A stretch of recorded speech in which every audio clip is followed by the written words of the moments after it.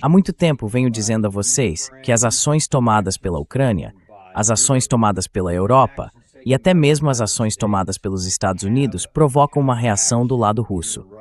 E quando toda essa conversa se repete sobre guerra, sobre expandir a guerra e sobre preparativos para a guerra até 2030, isso vai gerar uma reação do lado russo. Mas parece que ignoramos isso e pensamos, não, isso nunca vai acontecer. O lado russo vai ficar parado. Mas o lado ucraniano, com o apoio europeu e agora com o crescente apoio americano, com Rubio dizendo que tomamos um lado, e com o que o próprio Zelensky está fazendo, com seu próprio desenvolvimento e com a ajuda do Ocidente, está atingindo alvos cada vez mais profundamente dentro da Rússia.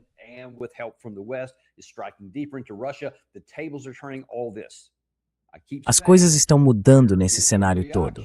Eu continuo dizendo que há uma reação a isso. Não é algo neutro. Não acontece no vácuo.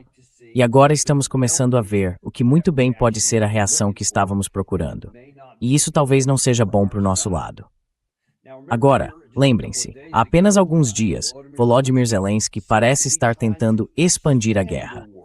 Não apenas continuar lutando mais intensamente contra a Rússia, mas expandi-la fisicamente. Recentemente, ele atingiu um navio iraniano, e há evidências de que isso não foi de forma alguma um erro ou acidente.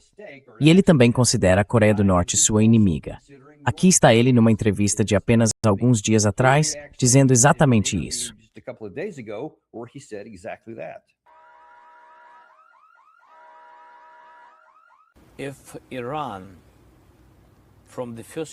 Se o Irã, desde o primeiro ano da guerra, deu tecnologia nova para a Rússia, foram os drones Shahed.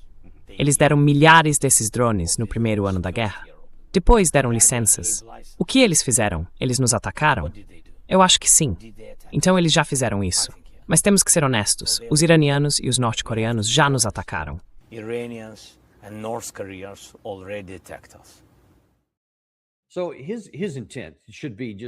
Então a intenção dele deveria estar totalmente clara.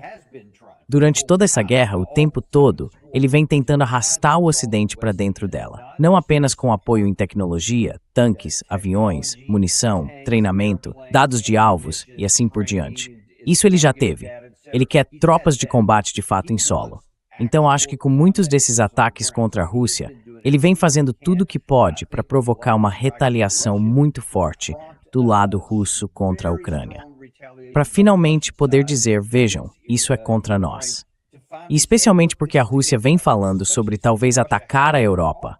Em alguns dos lugares onde ficam as fábricas, onde são produzidos os drones dados à Ucrânia, onde são desenvolvidos os mísseis de longo alcance dados à Ucrânia, e assim por diante, ou onde é fabricado outro tipo de ajuda militar.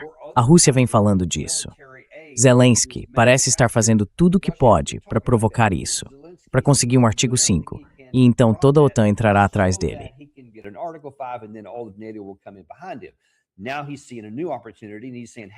Agora ele está vendo uma nova oportunidade dizendo, ei, já que os Estados Unidos estão lutando essa guerra contra o Irã, que tal conectarmos as duas coisas e atacarmos um alvo iraniano?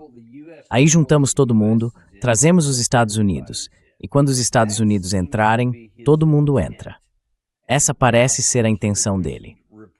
E agora, é claro, há relatos de que até 30 mil soldados norte-coreanos vão vir ajudar o lado russo.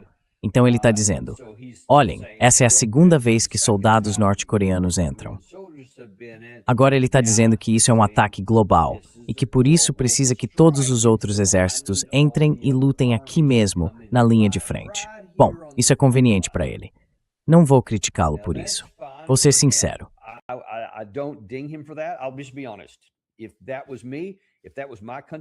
Se fosse eu, se fosse o meu país, e eu estivesse naquela situação, sabendo que jamais poderia derrotar um inimigo maior, que tem milhões a mais de homens para mobilizar, dezenas de milhões a mais de pessoas que poderiam ser levadas para esta guerra, eu faria a mesma coisa. Então não culpo necessariamente por isso. Embora eu ache que o culpo sim, porque não há como vencer, e ele condenou o país dele à destruição. Porque nós não vamos entrar e fazer isso. Mas ainda é isso que ele está tentando conseguir. E se ele puder provocar algum tipo de evento catalisador, ele acha que talvez ainda consiga. mesmo a esta altura. Mas como venho alertando há muito tempo, esperem algum tipo de reação russa. Talvez agora estejamos começando a ver os contornos disso, pelo próprio Vladimir Putin.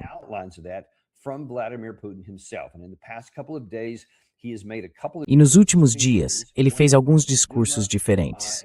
Um diante da Duma e outro em um evento com alguns veteranos da Operação Militar Especial, a guerra contra a Ucrânia, onde ele vem fazendo declarações.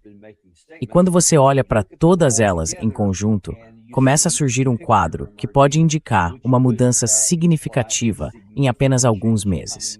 Vamos começar por aqui, porque ele meio que prepara o terreno para o público russo.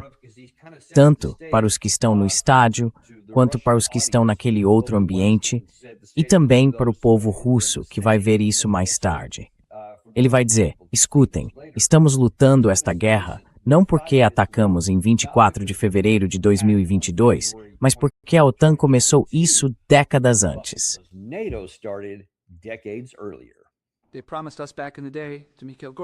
Prometeram a nós naquela época, Mikhail Gorbachev, que não expandiriam a OTAN. Mas houve uma expansão após a outra, apesar dos nossos inúmeros protestos e assim por diante. Eles não se importaram com suas promessas nem com os interesses de segurança da Federação Russa. Continuaram avançando e avançando até chegarem à Ucrânia. E o então presidente da Ucrânia apoiava a adesão à União Europeia, mas se opunha à entrada na OTAN.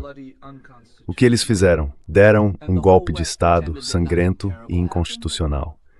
E todo o Ocidente fingiu que nada terrível havia acontecido, que era assim que deveria ser. E essas ações absolutamente agressivas, que foram escalando ano após ano, levaram ao conflito de hoje na Ucrânia e nos forçaram a iniciar a operação militar especial, tentando encerrar as hostilidades já iniciadas pelo lado ocidental e pelo regime de Kiev.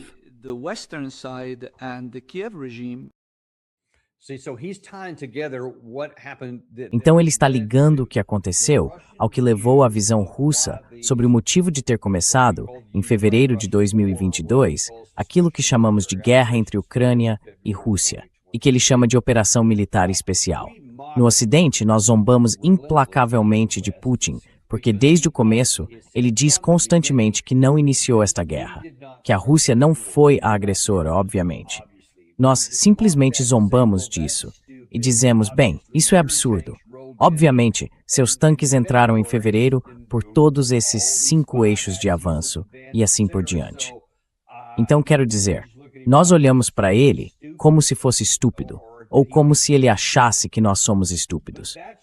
Mas é assim que isso parece no Ocidente. É preciso se desprender um pouco dessa visão. É importante entender o que ele quer dizer para seu público interno e para o povo russo. E eles têm uma visão muito diferente sobre isso.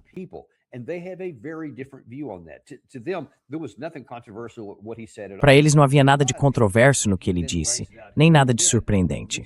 E então ele expõe isso aqui de novo, como já vinha fazendo. E eu escrevi isso muitas vezes.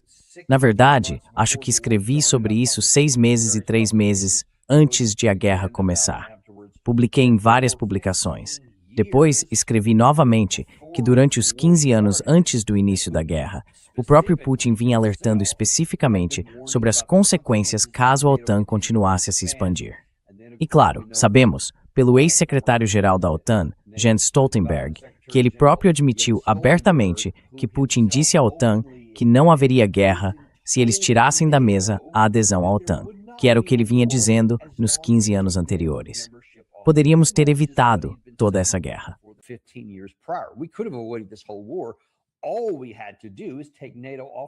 Tudo o que tínhamos de fazer era tirar a OTAN da mesa. Poderíamos ter tido relações bilaterais, eles poderiam ter feito todo tipo de outras coisas, econômicas, seja lá o que fosse.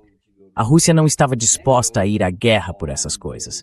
Estava disposta a ir à guerra por causa da OTAN na sua fronteira, que era o que ele tinha dito.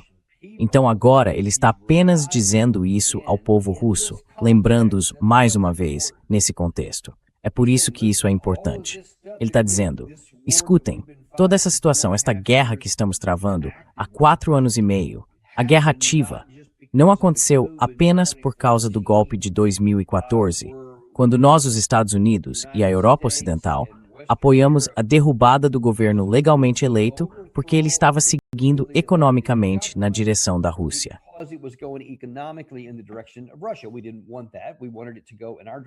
Nós não queríamos aquilo. Queríamos que fosse na nossa direção. Então, sabotamos isso e pegamos algo que já estava acontecendo internamente, facilitamos esse processo para depois colocar as nossas pessoas no comando. E foi exatamente isso que fizemos. Agora nós simplesmente dizemos, foi uma revolução colorida. Do nosso lado, é assim que parece. É assim que nós caracterizamos isso. É apenas a vontade do povo. Mas do lado russo, eles dizem que foi um golpe de Estado. Então, de novo, você não precisa concordar com eles em nada, mas precisa entender a mentalidade deles. Isso é comum entre os russos. Eles acreditam que foi um golpe de Estado que minou os princípios democráticos que nós afirmamos apoiar.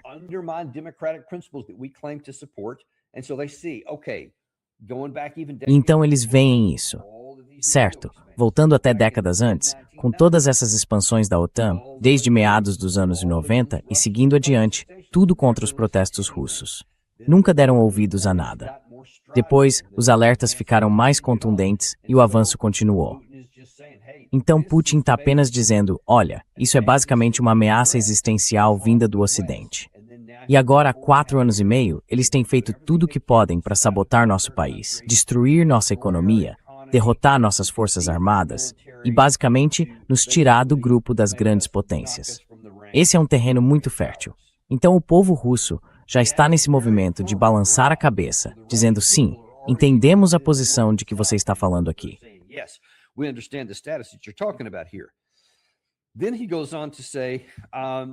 Então ele continua dizendo, agora que meio que preparou o terreno para o que nos trouxe até esse ponto, ele passa a analisar a situação atual. Ele ainda chama isso de operação militar especial, embora Peskov há cerca de um mês tenha feito aquela declaração que destacamos para vocês. Ele disse que não é mais uma OME, é uma guerra. Mas depois disso, não aconteceu nada. Então vamos ver se eles voltam a usar esse termo. Mas por enquanto, voltaram a falar em operação militar especial. OME é como eles se referem a isso aqui. Putin afirma, como uma questão de fato, que a Ucrânia, é claro, vai perder. E ele diz que provavelmente ela vai perder mais território. Mas prestem atenção ao que ele diz aqui, porque não se trata apenas do lado russo, como vocês podem imaginar.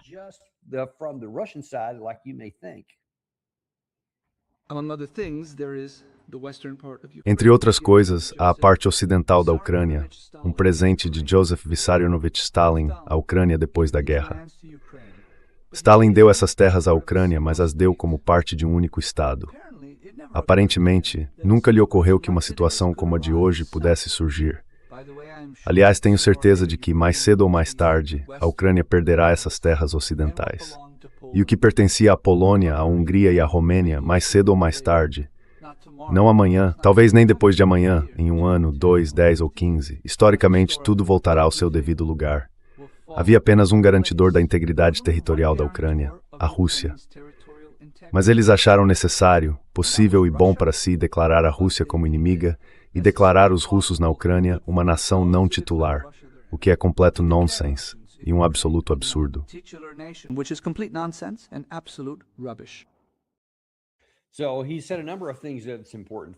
Então ele disse várias coisas importantes. Primeiro de tudo, ele diz sim, a Ucrânia pode perder seus territórios ocidentais, não para a Rússia, mas para a Polônia, a Hungria e a Romênia. Agora, no Ocidente, você pode ser tentado a pensar, bom, isso é absurdo, isso nunca vai acontecer. Mas vamos dar uma olhada em um mapa étnico da Ucrânia. Primeiro de tudo, vocês veem ali no lado esquerdo uma minoria polonesa considerável que vive lá. Há também uma eslovaca. Provavelmente vocês não conseguem ler as palavras ali no extremo esquerdo. Há uma pequena área roxa e depois há uma húngara, naquela área meio amarronzada. E há uma romena, nas áreas azuis que vocês veem lá embaixo. Este é o mapa étnico. Lembrem-se agora, os russos são a população étnica predominante nessas áreas.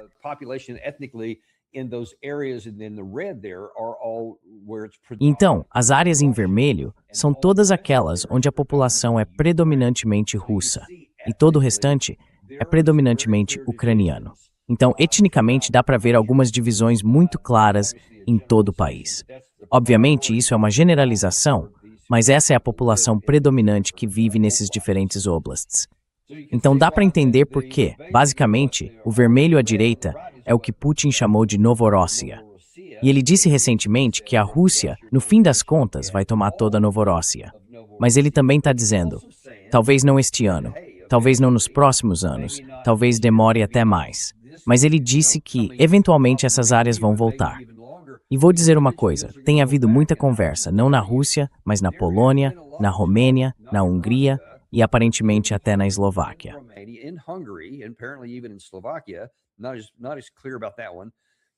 Não está tão claro nesse caso.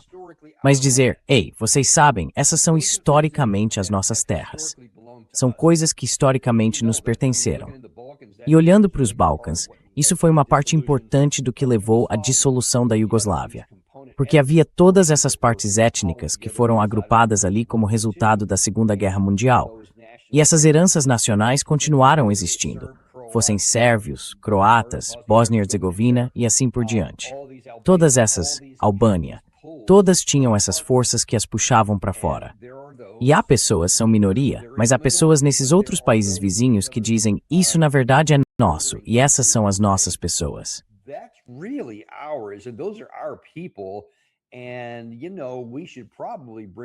E sabe, provavelmente deveríamos trazê-los de volta. Neste momento, isso parece uma loucura. Mas, historicamente, isso tem sido um fator de atração. E há forças dentro desses países que querem isso.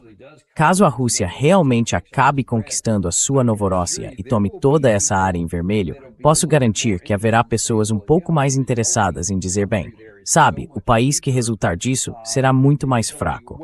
O que restar da Ucrânia, que incluiria toda a área em amarelo, marrom e azul, no lado esquerdo, estará empobrecendo e nicha população por geras. Precisamos ajudá-los.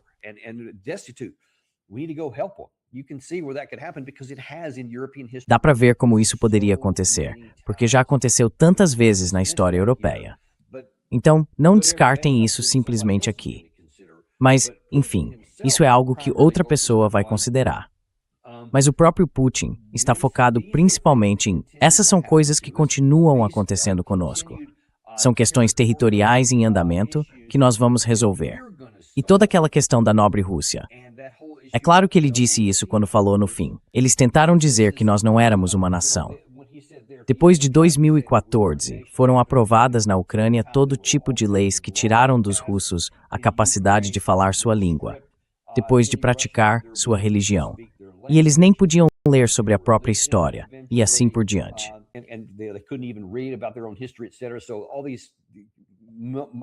Então todas essas manobras legais, para tentar continuar apagando a Rússia, é claro, só os deixaram ainda mais furiosos e os incentivaram a continuar se rebelando. Foi por isso que tivemos basicamente uma guerra civil de 8 anos ao longo da linha de contato, entre 2014 e 2022. Foi por isso que eles tiveram isso. E então a Rússia disse que é por isso que estamos continuando a avançar, porque a OTAN continuava pressionando para que a Ucrânia colocasse toda a OTAN dentro de suas fronteiras. Tudo isso levou a esse ponto. Agora, o que Putin está dizendo é o seguinte. Escutem, ele respondeu aqui a uma das perguntas que nós fizemos muitas vezes. Curiosamente, eu e o coronel Doug McGregor observamos várias vezes que realmente não entendemos porque a Rússia não acelerou tudo e pressionou com força para obter uma vitória militar.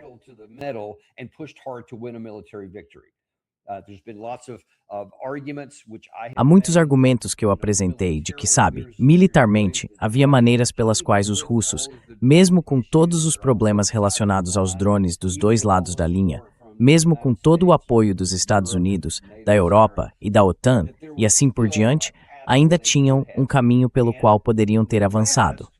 E no Ocidente as pessoas olham para isso e dizem, bem, a Rússia não fez isso porque não consegue. Então só nos resta especular. Muitas fontes russas me disseram, não, é uma situação intencional de avanço lento, porque eles vão estrangular a Ucrânia até a morte, aos poucos. Vão desmilitarizá-la, matando suas tropas. Essa é a questão principal. O território é uma questão secundária, seja como for. Mas pela primeira vez que eu vi, Putin de fato falou sobre isso ao público russo e explicou por que escolheu o caminho do avanço lento.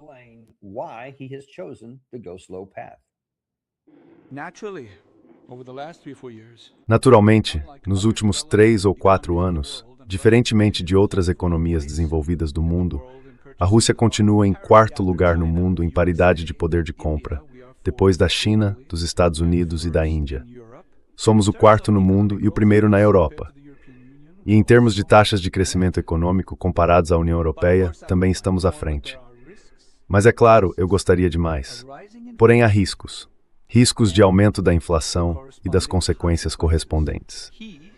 Ainda assim, há grandes vantagens na política atual. Em que consiste essa vantagem? Principalmente na estabilidade do sistema econômico e financeiro russo. Isso é o mais importante. A estabilidade que nos permite resolver questões relativas ao desenvolvimento da indústria como um todo.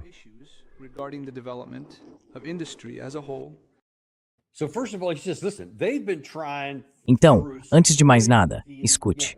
Eles vêm tentando, por meio do apoio, você sabe, uma aliança de 50 nações vem apoiando essa guerra contra nós. Eles estão usando a Ucrânia como instrumento, como procuradora, para matar russos e assim por diante. Fizeram tudo o que podiam com, seja lá quantas forem hoje, 21, 22 rodadas de sanções. Há uma tramitando no Congresso dos Estados Unidos neste momento. Eles podem acrescentar mais uma agora. Ele disse que tudo o que fizeram foi tentar minar nossa economia. E qual foi o resultado? Nós ainda resistimos a essa tempestade. E não apenas resistimos. Somos a 4ª maior economia do mundo em paridade de poder de compra, PPC, e a 1ª da Europa. Então, apesar de tudo que os países europeus estão fazendo, a Rússia ainda resistiu economicamente à tempestade e está acima deles em todas essas diferentes categorias de PPC.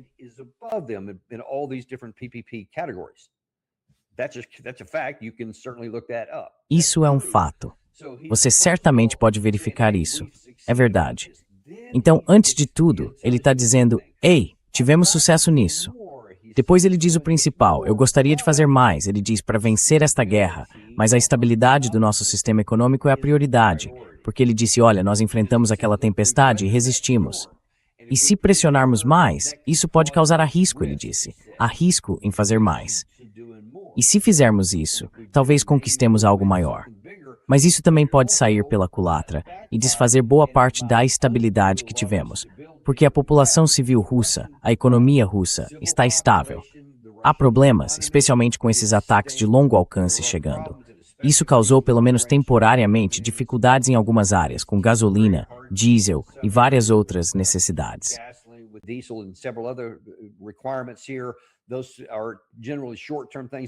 Essas são, em geral, questões de curto prazo, que são corrigidas e depois resolvidas.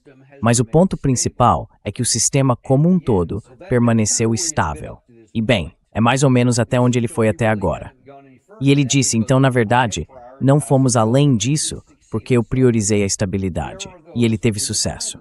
Então, há pessoas no Kremlin, e especialmente nas linhas de frente, que, pelo que me dizem fontes russas, estão genuinamente irritadas com Putin porque ele não foi mais duro. E do ponto de vista delas, do ponto de vista militar, elas podem vencer esta guerra. Quer dizer, podem conquistar uma vitória total no terreno. Elas não estão pensando no Estado, nem em quaisquer necessidades, nem na economia, nem em qualquer outra coisa.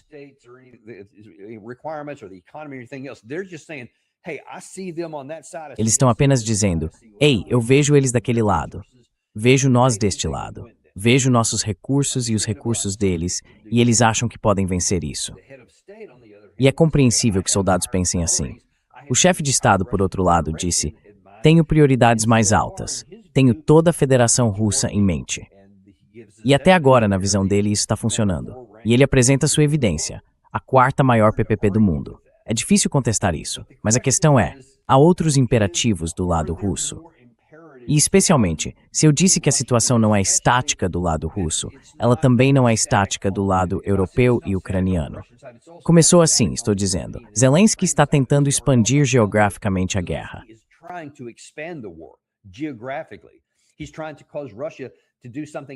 Ele está tentando fazer com que a Rússia faça algo dentro da Europa que leve as nações europeias a entrar fisicamente na guerra.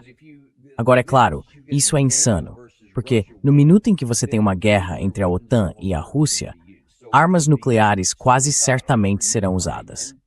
Então isso seria suicida para a Ucrânia e provavelmente suicida para o Ocidente, pelo menos em termos da natureza do mundo que conhecemos hoje. Provavelmente destruiria esse mundo. E só Deus sabe o que aconteceria depois que armas nucleares fossem usadas. Tudo o que conhecemos mudaria radicalmente, e eu nem consigo prever o que viria em seguida. Mas seria muito pior do que temos agora. Isso eu posso dizer com alguma confiança. Então, quanto à Europa também, além de tudo que Zelensky está fazendo, é claro que a Europa está falando em se rearmar, reequipar a Europa.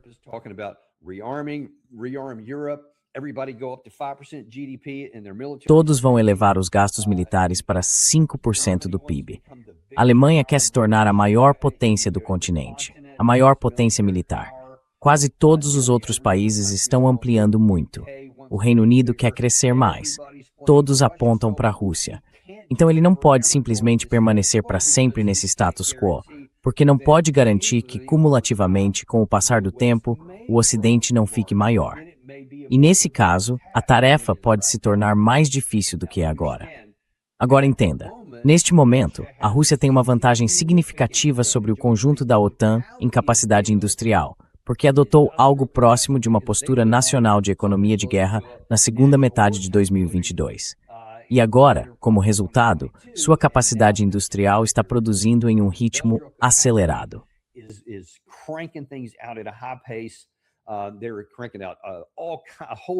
Eles estão produzindo toda uma série de categorias, famílias de mísseis diferentes. Obviamente mísseis aeronáuticos, mas também outros hipersônicos. Agora eles estão em produção em série. E isso se soma aos milhões de projéteis de artilharia que fabricam e a todo tipo de outra munição para sistemas de armas de fogo direto e assim por diante.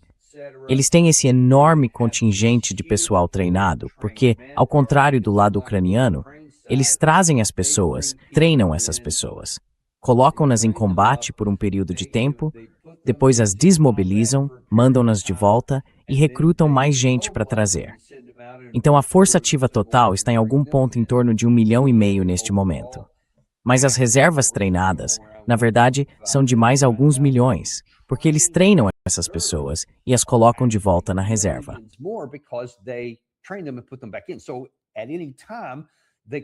Então, a qualquer momento, eles podem trazê-los de volta ao serviço ativo, ao contrário do lado ucraniano. Eles têm taxas de baixas tão altas e tão poucas pessoas de onde recrutar que ninguém é desmobilizado. Não sei se você sabe disso. O lado ucraniano não desmobiliza ninguém. Depois que você entra no exército, é isso. Você fica lá até a guerra acabar ou até morrer. É isso. Ou até ficar tão gravemente ferido que não consiga mais atuar na linha de frente. Essa é a única saída. Então a capacidade militar da Rússia vem crescendo. Mas se o lado europeu continuar fazendo o que diz que está em processo de fazer, esse equilíbrio pode começar a voltar na direção da OTAN, por causa de toda a capacidade industrial das diferentes nações.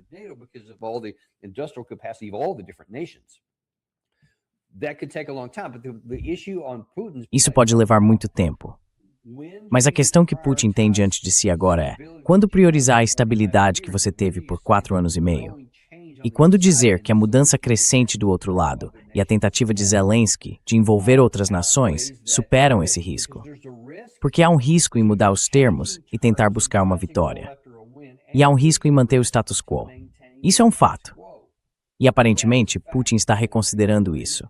Porque logo depois, naquele discurso de falar que a estabilidade era a coisa mais importante e que era isso que ele havia priorizado, ele diz o seguinte: Vou revelar um segredo. Meu colega não vai se ofender se eu contar que durante a cerimônia de premiação, um dos premiados sussurrou para mim: nós vamos vencer. Precisamos ser mais ousados. Eu realmente quero isso.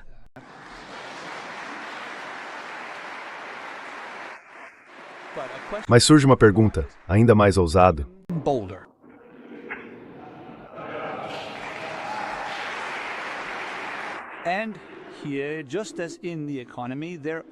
E aqui, assim como na economia, há riscos. O preço são as perdas no campo de batalha do nosso lado.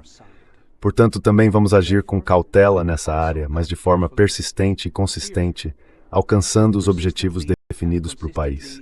e nós vamos alcançá-los.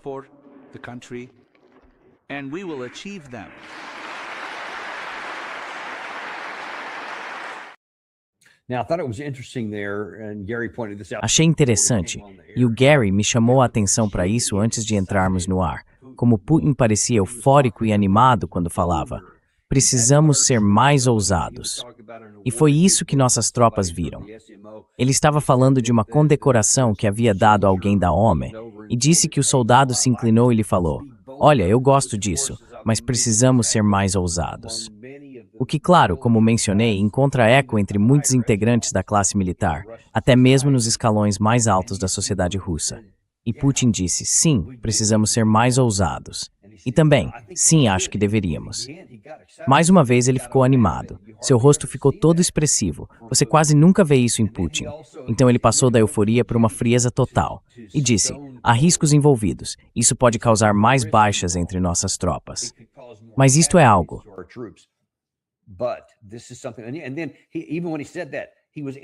E mesmo quando ele disse isso, foi interrompido por aplausos, porque muitos na Duma e muitos na sociedade russa já queriam ouvir esse tipo de coisa havia muito tempo. Depois vocês viram os aplausos no final. Eles disseram: sim, é isso mesmo. Então ele está expondo isso publicamente para eles.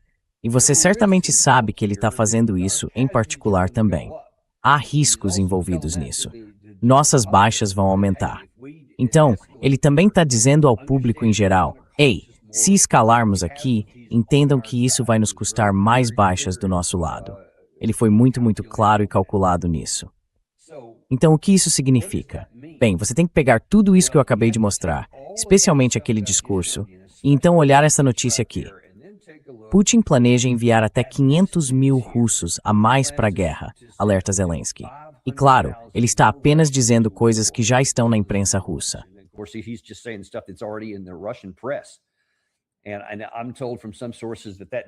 E algumas fontes me dizem que esse número, na verdade, está mais perto de 750 mil.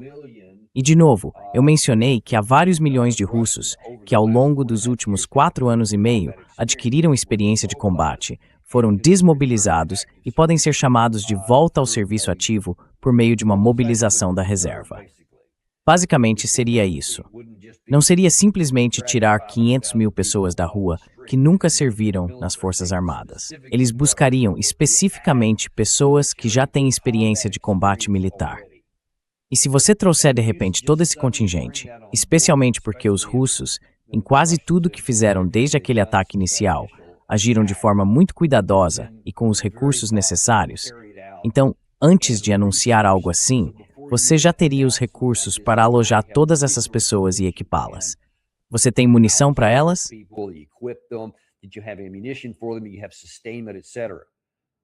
Você tem sustentação e assim por diante, todo esse tipo de coisa.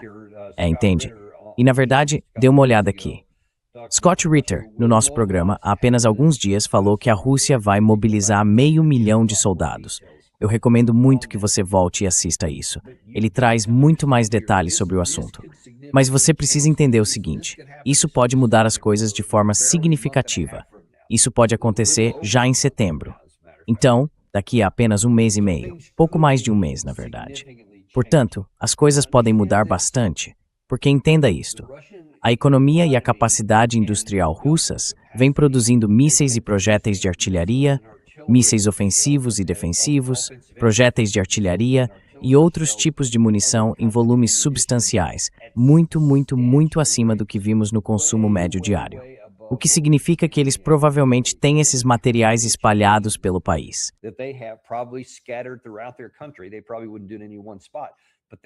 Provavelmente, eles não fariam isso em um único ponto.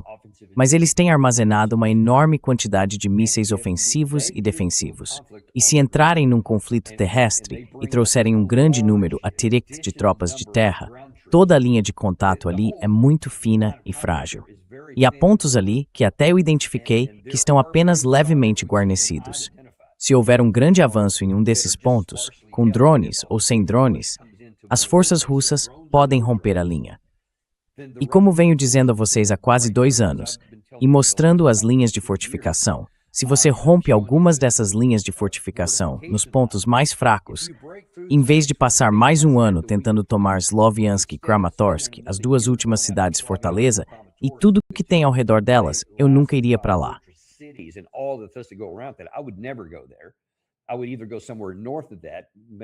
Eu iria para algum lugar ao norte dali, talvez entre ali e Kupiansk, ou para algum lugar ao sul, entre Zaporizhia e a parte sul da região de Sloviansk, onde há menos fortificações.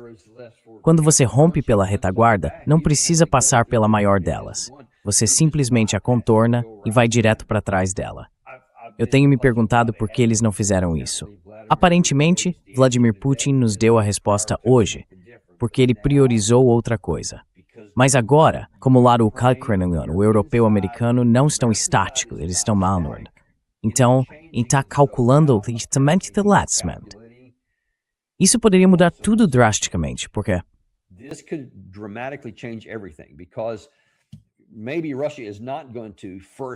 talvez a Rússia não vá atacar primeiro alvos da OTAN. Talvez primeiro eles digam, vamos resolver a situação aqui e voltar para tomar toda a Novorossia. Isso vai até o rio Dnieper. Mas obviamente também inclui atravessá-lo, tomar Odessa por completo, no sul, Kharkiv no norte. E alguns até sugerem ir até Kiev. Não apenas até esta área vermelha no mapa, mas até Kiev também.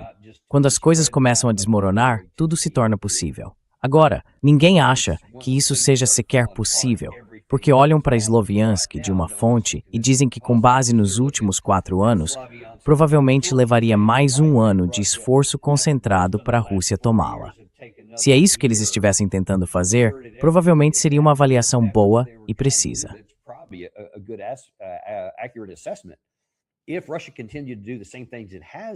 Se a Rússia continuar fazendo as mesmas coisas que fez até agora, provavelmente seria assim que as coisas aconteceriam. Mas há indícios de que eles não vão fazer o que vinham fazendo. E certamente não vão realizar a operação de custo mais alto para tomar aquelas cidades-fortaleza frontalmente, com um custo enorme e levando muito tempo. Isso continuaria dando tempo para Zelensky tentar expandir a guerra e para a Europa continuar se rearmando. Então, acho que esses cálculos podem levar a Rússia a finalmente tentar algo que ela ainda nem fez, de fato, desde a fase inicial da guerra. Realizar uma operação ofensiva em larga escala, planejada para alcançar um resultado decisivo. Desta vez, diferente da primeira.